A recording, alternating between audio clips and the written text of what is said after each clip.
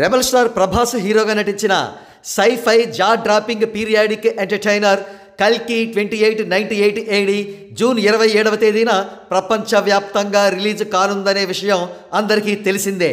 కాగా ఈ చిత్రాన్ని 600 కోట్ల రూపాయల బడ్జెట్తో నిర్మించామని మేకర్స్ భారీ ఎత్తున పబ్లిసిటీ చేసుకున్నారు. అందుకు అనుగుణంగానే ఆంధ్రప్రదేశ్, తెలంగాణ ప్రభుత్వాల అనుమతితో టికెట్ రేట్లను ప్రదర్శించే షోల సంఖ్యను పెంచుకున్నారు.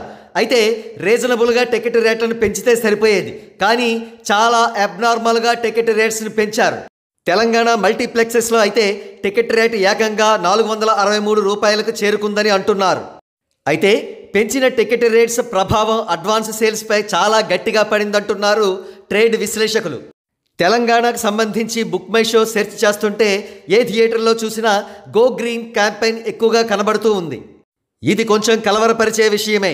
బాహుబలి సిరీస్ చిత్రాల రిలీజ్ల అనంతరం ప్రభాస్ చిత్రాలు వరుసగా సాహో, రాధేశ్యామ్, ఆది పురుష్, సలార్ చిత్రాలు బాక్సాఫీసు వద్ద కాస్త దెబ్బతిన్నాయి.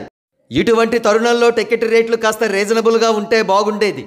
ఇప్పుడు సినిమాకు పాజిటివ్ టాక్ వస్తే అన్నీ అవే సర్దుకుంటాయి. కానీ డివైడెడ్ టాక్ వచ్చినా, నెగిటివ్ టాక్ వచ్చినా పరిస్థితి ఏమిటి అనేది ప్రస్తుతానికైతే అర్థం కావడం లేదు. అయితే మనం ఆప్టిమిస్టిక్గా ఉంటూ చిత్రం ఖచ్చితంగా బిగ్గెస్ట్ బ్లాక్ బస్టర్ అవుతుందని, ఎట్టి పరిస్థితుల్లోనూ కూడా cinema opening collections record breaking లెవెల్లో ఉంటాయని ఆశిద్దాం.